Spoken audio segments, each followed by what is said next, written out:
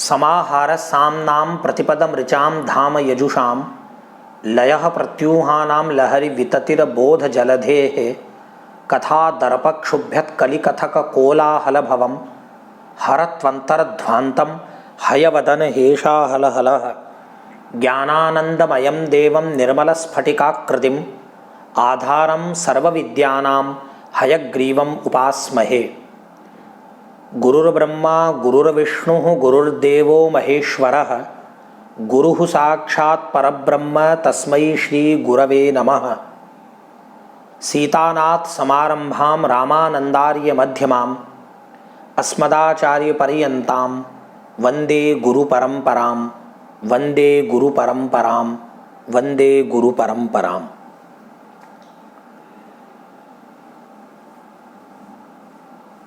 अनंत श्री संपन्न पूज्य चरण श्री स्वामी श्री महेश्वरानंद जी महाराज के अनुग्रह से राजस्थान संस्कृत अकादमी तथा विश्व गुरु दीप आश्रम शोध संस्थान, जो कि जगतगुरु रामानंदाचार्य राजस्थान संस्कृत विश्वविद्यालय से संबद्ध है, इन्होंने संस्कृत दिवस को लेकर के जन सामान्य के बीच संस्कृत भाषा पहुँचे, संस्कृत भाषा में उनकी रुचि उत्पन्न हो, संस्कृत साहित्य के प्रति उनके हृदय में अनुराग उत्पन्न हो तथा आम लोग जान सकें कि संस्कृत भाषा किस तरह से एक खजाना है जिसकी रक्षा हरेक भारतीय को, हरेक व्यक्ति को पूरे मनोयोग के साथ करनी चाहिए। इसका इतना बड़ा काम विश्व गुरु दीप आश्रम के संरक्षक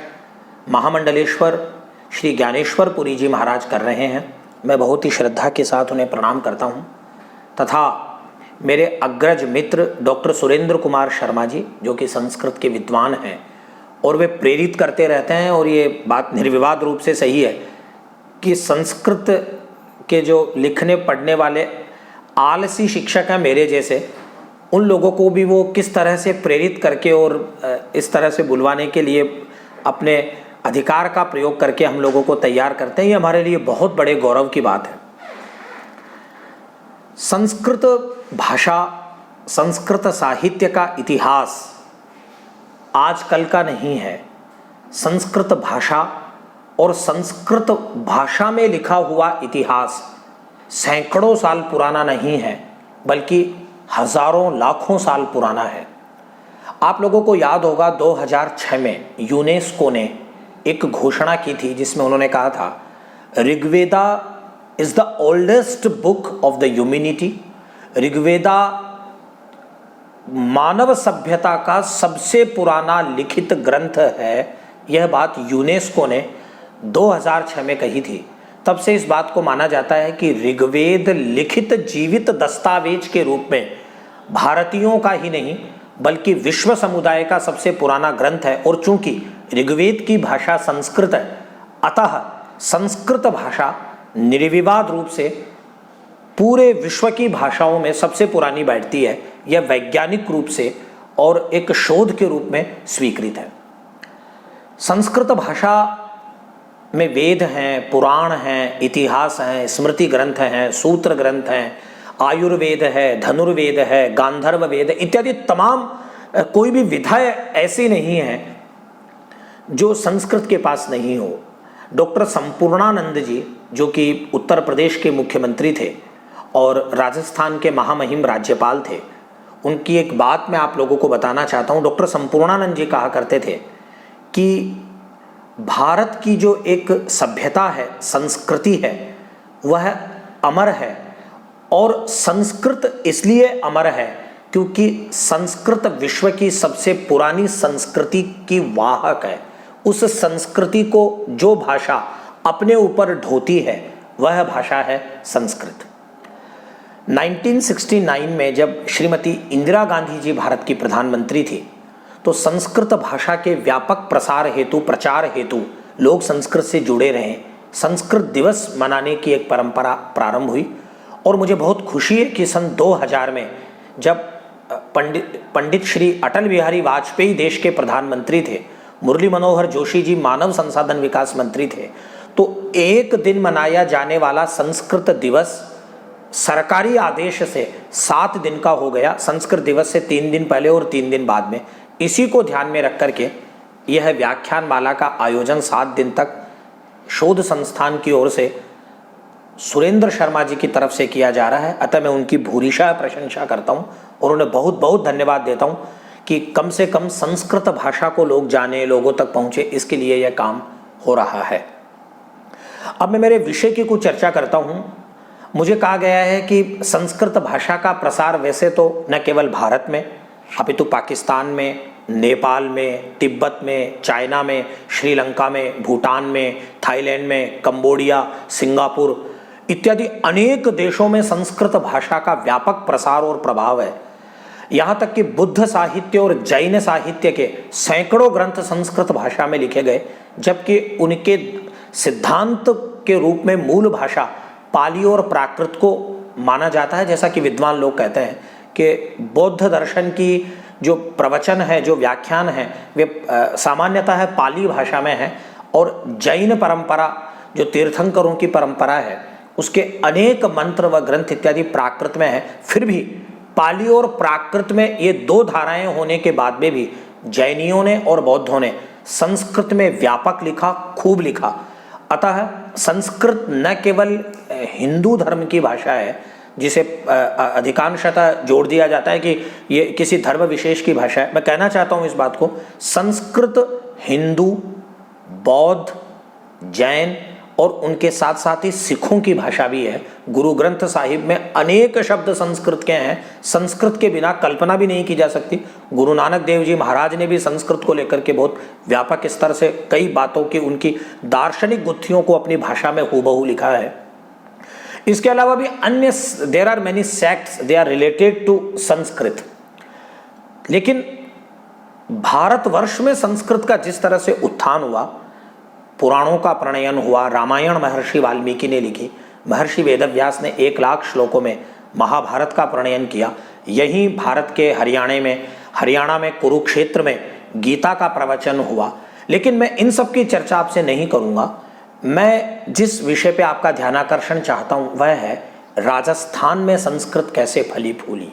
राजस्थान का तात्पर्य मेरा मौजूदा राजस्थान से तो है ही, इस राजस्थान के अलावा जो पुराना राजपूताना है, जयपुर, जोधपुर, बीकानेर, जैसलमेर, भरतपुर, कोटा, झालावाड़, उदयपुर, ये सब स्टेट, जालोर, ये सब यहाँ किस तरह से रजवाड़ों के समय से लेकर के प्राचीन काल से लेकर के संस्कृत का धीरे धीरे विकास होता गया, इसकी अपन चर्चा करेंगे। मैं आपको ले चलता हूँ 21वीं शताब्दी से सीधे 7वीं शताब्दी की ओर। जगह का नाम है भीनमाल, जिला है आज की तारीख में जालोर।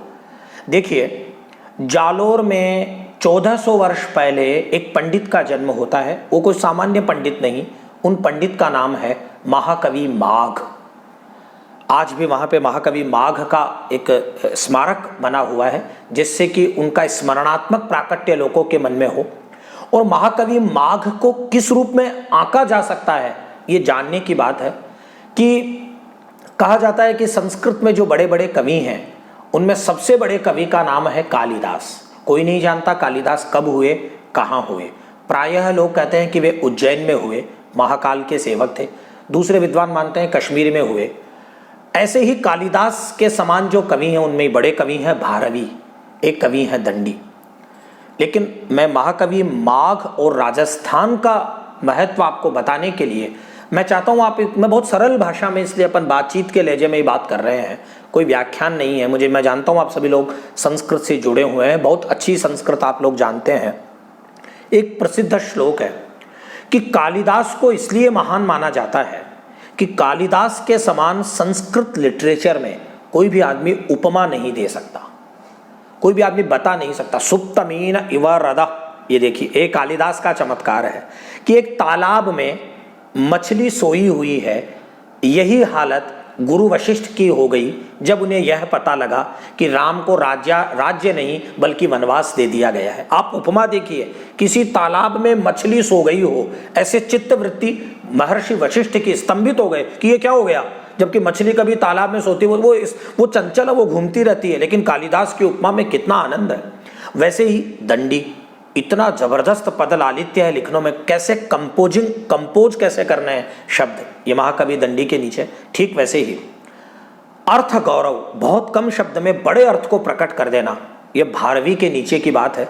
लेकिन मित्रों, मैं आपको ध्यान दिलवाना चाहता हूं, संस्कृत के जिन 3 कवियों का मैंने नाम लिया, कालिदास, दंडी और भारवी, उपमा कालिदासस्य भारवेः अर्थ गौरवम दंडिनः पद लालित्यम, राजस्थान के भीनमाल में जन्मे महाकवि माघ के लिए कहा गया है, माघे संति त्रयो गुणाः, अकेले माघ में ये 3 गुण हैं।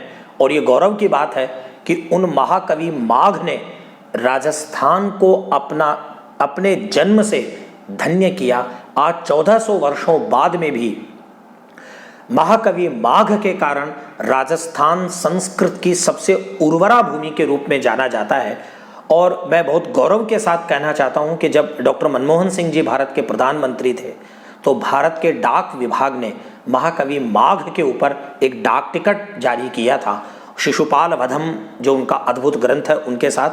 तो मैं महाकवि माघ से आपको ये बताना चाहता हूं कि राजस्थान में आज नहीं बल्कि 1400 वर्षों से और उसके पहले का इतिहास भी यदि खोजा जाए तो लंबी चर्चा हो सकती है, किस तरह से संस्कृत भाषा का काम हुआ। महाकवि माघ का एक ही ग्रंथ प्राप्त होता है, शिशुपाल वधम।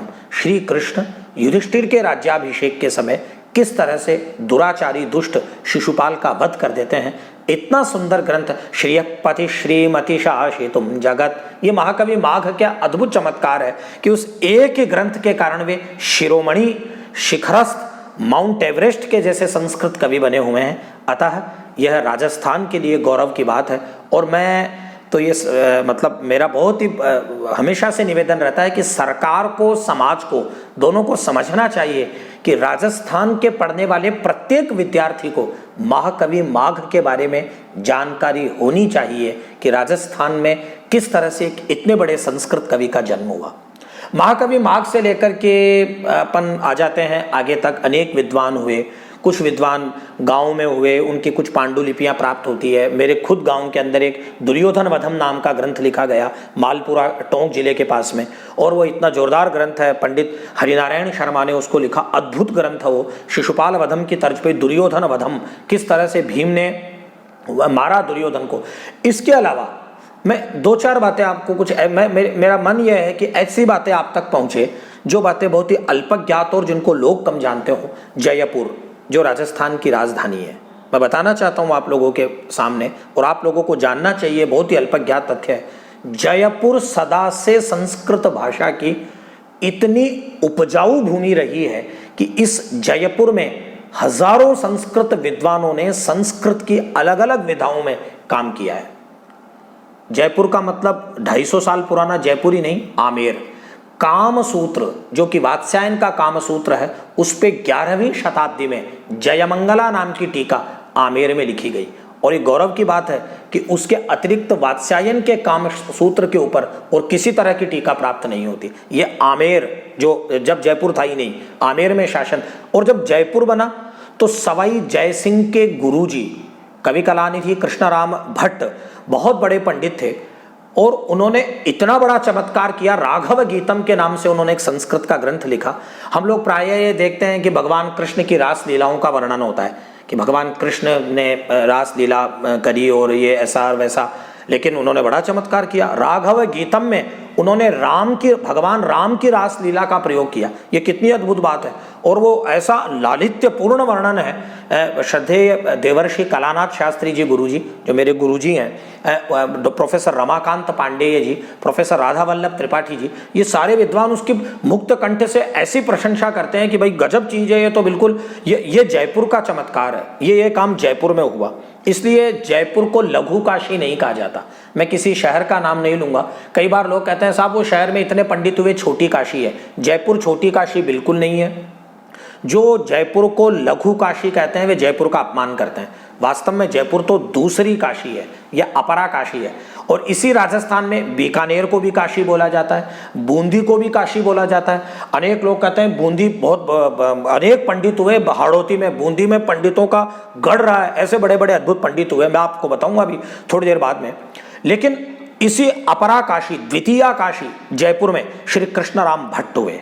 देखिए एक बात जानने की है, संस्कृत में केवल यहाँ पे केवल काव्य लिटरेचर लिखने वाले लोग ही नहीं हुए, आयुर्वेद में लक्ष्मी राम जी महाराज का यहाँ जयपुर पे इतना जबरदस्त वरदान है, यहाँ वेदांत दर्शन लिखा गया। यही गोविंद देव जी के मंदिर में बैठ करके आचार्य बलदेव जी ने गोविंद भाष्यम लिखा, जो बादरायण ब्रह्म सूत्रों के ऊपर भाष्य, गोविंद देव जी के नाम से उसका नाम ही गोविंद भाष्यम है, ब्रह्म सूत्र भाष्य, अचिंत्य भेदा भेद दर्शन, जो भगवान चैतन्य महाप्रभु का संप्रदाय है वो यहाँ। इसके अलावा आप देखिए राजस्थान केवल लिटरेचर साहित्य में नहीं, दो वैष्णव संप्रदायों के मुख्य पीठ राजस्थान में है। एक तो है जगत गुरु श्री निम्बारकाचार्य जी महाराज का पीठ, जो अजमेर जिले में किशनगढ़ के पास में है, उसका प्राचीन नाम सलेमाबाद था। अभी विगत दिनों में महाराज श्री जी बता रहे थे, निम्बारकाचार्य जी महाराज के शासन ने उसका नाम बदल करके निम्बार्क तीर्थ कर दिया है। दूसरी ओर राजसमंद में आपको ले चलता हूँ, राजस्थान में, जहाँ नाथद द्वारा है। और यही नहीं, जैन परंपरा के अनेक ग्रंथ राजस्थान में लिखे गए, जैनियों के कई ग्रंथ राजस्थान में लिखे गए। जैसलमेर में जैनियों की, जैन मतावलंबियों की बहुत बड़ी लाइब्रेरी है, जहाँ जैनियों के लिखे हुए हजारों की संख्या में वहाँ पांडुलिपियां हैं। ये काम राजस्थान में हुआ। आप कभी जैसलमेर जाएं तो उसको अवश्य देख करके आए। अब मैं आपको जयपुर की जो मैं चर्चा कर रहा था, वहां मैं आपको दोबारा लेके आता हूं कि जयपुर में दो तीन काम बड़े जोरदार हुए। एक काम तो मैंने आपको बताया कि राघव गीतम लिखा कवि कृष्णराम भट्ट जी ने, ऐसे ही यहाँ पे कवि कलानिधि कृष्णराम भट्ट जी ने। और उसके अलावा एक काम यहाँ और अद्भुत हुआ, उसकी भी मैं आपसे चर्चा कर लेता हूँ कि बलदेव उपाध्याय जी जब संस्कृत साहित्य का इतिहास लिख रहे थे, तो उनका यह मानना था कि संस्कृत साहित्य के इतिहास में तीन बड़ी क्रांतियां हुई। आप ध्यान दीजिएगा। पहली क्रांति हुई महाराष्ट्र से, जब अप्पा शास्त्री जी ने संस्कृत चंद्रिका नाम से एक मासिक पत्रिका का प्रकाशन शुरू किया। उसके पहले कोई पत्रिका छपती ही नहीं थी। संस्कृत चंद्रिका का प्रकाशन महाराष्ट्र से पहले पल शुरू हुआ। ये 250 लगभग 200-250 वर्ष पुरानी बात है। लेकिन दूसरी पत्रिका का प्रकाशन जयपुर से प्रारंभ हुआ, और उस पत्रिका का नाम है संस्कृत रत्नाकर। उसके संपादक थे भट्ट मथुरानाथ शास्त्री, जो मंजूनाथ के नाम से लिखते थे, और वे जयपुर के रत्न थे। और भट्ट मथुरानाथ शास्त्री ने बड़ा गजब का काम किया, ऐसा क्रांतिकारी काम किया, असाधारण कार्य हुआ वो, कि संस्कृत के पंडितों को मंत्र लिखना, श्लोक लिखना और निबंध लिखना ये सब तो बहुत आता था। लेकिन उन्होंने कहा ऐसे थोड़े, संस्कृत को यदि बिल्कुल ताल से ताल मिला करके चलना है तो संस्कृत के पास वे सारी चीजें होनी चाहिए जिससे आम व्यक्ति प्रभावित होता हो। उदाहरण के लिए, आज हम लोग, व्हाट्सएप का जमाना है और लोग चुटकुले भेजते हैं और लोग कहते हैं कि साहब कितना आनंद आ रहा है। आप ध्यान दीजिए, चुटकुले सुनने और सुनाने में मनुष्य हंसता है, सुनाने वाले को भी हंसी आती है, सुनने वाले भी आनंद ग्रहण करते हैं। तो भट्ट मधुरानाथ शास्त्री जी ने कहा कि जब हिंदी में चुटकुले हो सकते हैं, राजस्थानी में चुटकुले हो सकते हैं, ब्रज भाषा में चुटकुले हो सकते हैं, तो संस्कृत में चुटकुले क्यों नहीं हो सकते? अतः संस्कृत में विनोद वाटिका के नाम से एक चुटकुले लिखने का क्रांतिकारी काम भट्ट मथुरानाथ शास्त्री जी महाराज ने शुरू किया। इतना ही नहीं, निबंध लिखना तो पंडित लोग बहुत जानते थे, लेकिन ललित निबंध, उनका स्वयं का एक मकार महामेलनम, इतना अद्भुत काम है भट्ट मथुरानाथ शास्त्री जी का। और इतना ही नहीं, गजल जो कि जान है उर्दू की, यदि उर्दू जीवित है तो गजल के कारण उर्दू जीवित है और उर्दू के कारण गजल जीवित है। अन्योन्याश्रय संबंध है। जिसको गजल समझ में नहीं आती वो उर्दू समझ के क्या करेगा, और जिसको उर्दू समझ में नहीं आती वो गजल समझ के क्या करेगा। लेकिन गजल को संस्कृत में उतार दिया भट्ट मथुरानाथ शास्त्री जी ने। और इतना ही नहीं, एक काम जयपुर में और अद्भुत हुआ, श्लोक के जो 4 चरण हैं, 4 चरण में किस तरह से 4 भाषाओं का प्रयोग कर देना, यह गजब है, अद्भुत काम है। मैं आपको 1-2 सुनाता हूं, आपको आनंद आएगा। देखिए, एक आपको बहुत ही गजब सुनाता हूं। यह प्रसिद्ध है कि कृष्णराम भट्ट जी महाराज गोविंद देव जी मंदिर, जो कि जयपुर के आराध्य हैं, वहां पे भोजन करने गए तो वर्षा आने लगी। तो तुरंत उन्होंने लिखा, देखिए पहली पंक्ति सुनिएगा आप संस्कृत भाषा में, हम हो येषा स्फुरंती सघन घन घटा लोल विद्युत विलासई ही। इन्हीं दिनों की बात है जब गोठ, अभी जो श्रावण चल रहा है, तो उन्होंने कहा अरे तुम लोग क्या कर रहे हो, देखो किस तरह से ये बिजलियां चमक रही है, तुमको होश ही नहीं है। हम हो येषा स्फुरंती सघन घन घटा लोल विद्युत विलासई ही। दूसरी देखिए, दूसरी पंक्ति में दूसरी भाषा, काली पीली झुकी छ झटपट निपटो चूरमो भीज जासी। अरे भाइयों, वो देख ढूंढाड़ी जयपुर की भाषा, अरे भाइयों काहे कर रहे हो, चूरमो बीज जाओ लो, पूरा वैसे का वैसा लिख दिया। काली पीली झुकी छ झटपट निपटो चूरमो भीज जासी। तीसरी भाषा गुजराती, या केता भांग पीली हरकति मतसु केन मत्ता भया छो। चौथा ब्रज, भैया तुम तो जानो तुम्हारी अब हम तो जीमवे कूं जमे हैं। यह जयपुर का चमत्कार है, ये अपरा काशी द्वितीया काशी जयपुर। इतना ही नहीं, पंडित मधुसूदन ओझा जी जो वेद विज्ञान की जनक भूमि, वेद विज्ञान जहां से उत्पन्न हुआ, वेदों में विज्ञान है, ये विज्ञान नहीं बल्ब बनाने वाला और एसी बनाने वाला, वेद किस तरह से विज्ञान की चर्चा करते हैं, पंडित मधुसूदन ओझा जी ने इसी जयपुर की भूमि में इतने बड़े सिद्धांत को खोजा। मोतीलाल शास्त्री जी उनके शिष्य थे, उन्होंने इसको आगे बढ़ाया। अभी बहुत ही अच्छे विद्वान गुलाब कोठारी जी वेद विज्ञान के लिए बहुत ही अच्छा कार्य कर रहे हैं और मैं उनकी बहुत बहुत प्रशंसा करता हूं। इसके अलावा एक बात बहुत ही जोरदार है, वो मैं आपको बताना चाहता हूं। जयपुर में इतना ही काम नहीं हुआ, अंबिका दत्त व्यास, शिवराज विजय, जब बाण भट्ट की कादंबरी की शैली की चर्चा चलती है तो अंबिका दत्त व्यास जी को याद करना इसलिए जरूरी है कि जयपुर से उठकर के अंबिका दत्त व्यास जी बनारस गए और बनारस की पंडित परिषद ने उनको एक विशेषण दिया। आप लोगों को इससे उनकी महत्ता का पता लगेगा। पंडित अंबिका दत्त व्यास जी को पूरे काशी के पंडितों ने उपाधि दी पंडित पछाड़। उनके सामने भारत में कोई पंडित खड़ा नहीं हो सकता था, इतने बड़े विद्वान थे पंडित पछाड़, पंडित अंबिका दत्त व्यास जी। ऐसे ही मीमांसक पंडित गिरिधर शर्मा चतुर्वेदी जी यहीं राजस्थान के जयपुर के सुभाष चौक में रहते थे। नित्यानंद शास्त्री जी की मैं चर्चा करूं आपको, क्या बात है, रामचरिताब्धि रत्नम जयतारण में उनका जन्म हुआ, जोधपुर के राजा के अधीन थे।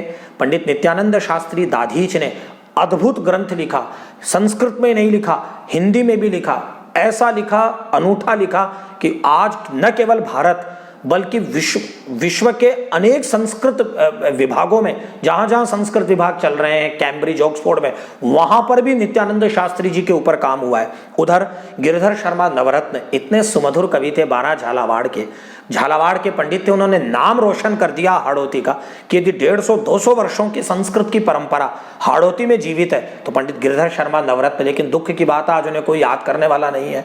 ये बहुत ही हम लोगों को प्रयास करना चाहिए कि ये पंडित हमारी स्मृतियों में जीवित रहें जिन्होंने अनुपम काम किया है।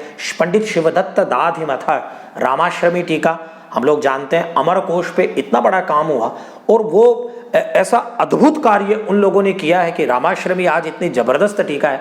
इसी तरह से पंडित जगदीश जी महाराज, अभी हम ताजा ही यदि हम लोग बात करें तो पंडित जगदीश जी महाराज साहित्याचार्य, पंडित हरि शास्त्री जी, ये सब लोग एक से एक अनुपम थे। इन लोगों ने इतना संस्कृत के लिए काम किया कि आशु कवि और राजस्थान के एक सामान्य से गांव में जन्म लेकर के और देश की आजादी के बाद पूरे देश के संस्कृत जगत को प्रभावित कर देने वाले और 1969 में संस्कृत दिवस की परंपरा डलवाने में अनुपम भूमिका का निर्वहन करने वाले मंडन मिश्र जी यहीं राजस्थान के चोमू के पास हणूतिया गांव के थे। प्रोफेसर हरिराम आचार्य जी जैसलमेर के थे, पिछले 2-3 वर्ष पहले वो दिवंगत हो गए।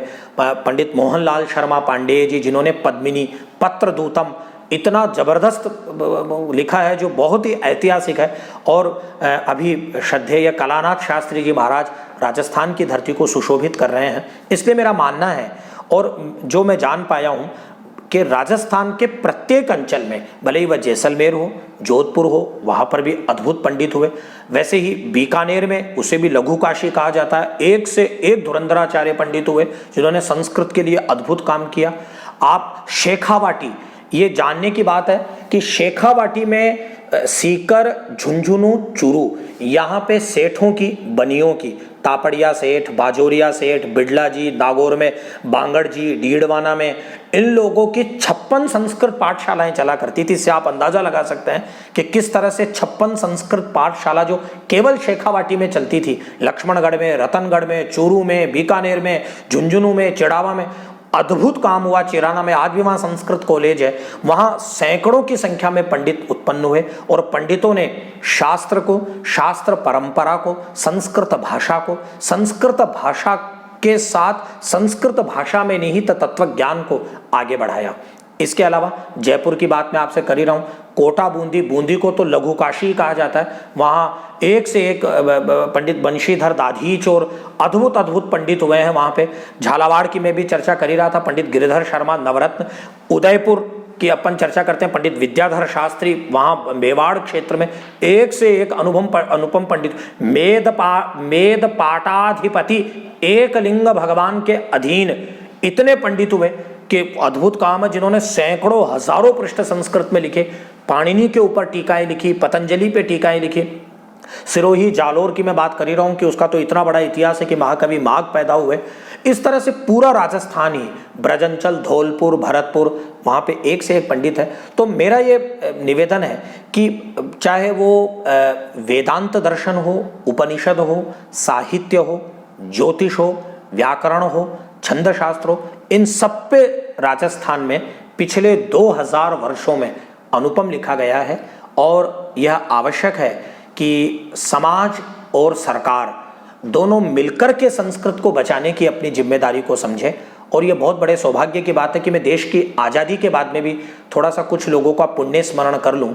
जब मोहनलाल सुखाड़िया जी राजस्थान के मुख्यमंत्री थे तो 1957 में जब पूरे देश में कहीं संस्कृत के लिए कुछ नहीं हो रहा था, बहुत बड़े गौरव की बात है कि उन्होंने संस्कृत शिक्षा निदेशालय, संस्कृत शिक्षा बनी रहे इसके लिए अलग से डायरेक्टरेट स्थापित किया। और राजस्थान पूरे हिंदुस्तान का इकलौता ऐसा प्रांत है जिसके कैबिनेट में, मंत्रिमंडल की कैबिनेट में, राजस्थान सरकार में संस्कृत शिक्षा मंत्री का पद होता है। भारत के किसी भी प्रांत में संस्कृत शिक्षा मंत्री का पोर्टफोलियो नहीं है, ये राजस्थान की बहुत बड़ी बात है। जब जगन्नाथ पहाड़िया जी राजस्थान के मुख्यमंत्री थे तो मैं बहुत गौरव के साथ उनको स्मरण करना चाहता हूँ। उन्होंने संस्कृत भाषा में रचनात्मक कार्य को बढ़ावा देने के लिए 1980 में राजस्थान संस्कृत अकादमी की स्थापना की थी। और श्रद्धेय श्री भैरव सिंह शेखावत जी जब राजस्थान के मुख्यमंत्री थे तो 1998 में, सितंबर 1998 में राजस्थान संस्कृत विश्वविद्यालय विधेयक राजस्थान विधानसभा ने पारित किया। तो ये गौरव की बात है कि राजस्थान में तीनों चीज़ें हैं, संस्कृत शिक्षा निदेशालय है, राजस्थान संस्कृत अकादमी है और राजस्थान संस्कृत विश्वविद्यालय है। और मैं इसको आगे बढ़ाते हुए कहना चाहता हूँ कि वह पवित्र दिन था 6 फरवरी 2001 जब राजस्थान के महामहिम राज्यपाल श्री अंशुमान सिंह जी, तत्कालीन मुख्यमंत्री श्री अशोक गहलोत साहब तथा तत्कालीन संस्कृत शिक्षा मंत्री डॉक्टर कमला जी, जो कि संस्कृत के प्रति इतनी समर्पित थी, इन्होंने राजस्थान संस्कृत विश्वविद्यालय के विशाल परिसर में उसकी नींव रखी। आज वहाँ पे जगत गुरु रामानंदाचार्य राजस्थान संस्कृत विश्वविद्यालय के नाम से एक संस्था बहुत ही अच्छा संस्कृत के क्षेत्र में संस्कृत के उत्थान के लिए कार्य कर रही है, जहाँ भी माननीय डॉक्टर अनुला मौर्य जी कुलपति के रूप में विराजमान है और संस्कृत विश्वविद्यालय की निरंतर अभ्युदय हो रहा है।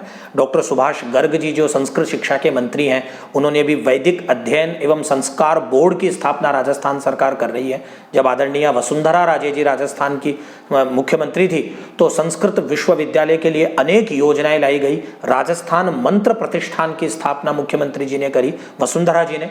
और एक काम उन्होंने ऐतिहासिक और किया था, वो मुझे याद है अक्टूबर 2015 में, कि उन्होंने ये कहा था कि योग और संस्कृत ये दोनों का अध्ययन एक साथ प्रारंभ होना चाहिए। तो जगत गुरु रामानंदाचार्य राजस्थान संस्कृत विश्वविद्यालय में संस्कृत भाषा के साथ ही योग का अध्ययन भी हो रहा है।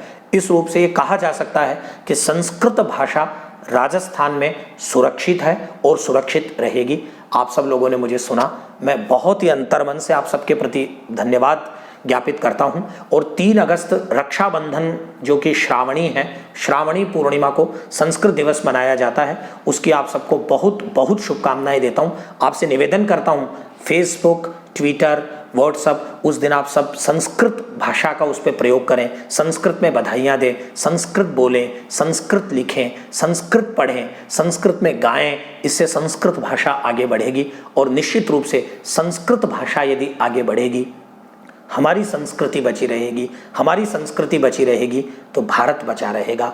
सर्वे भवन्तु सुखिनः, सर्वे सन्तु निरामयाः, सर्वे भद्राणि पश्यन्तु, माँ कश्चित् दुःख भाग् भवेत्। ओम शांति शांति शांति।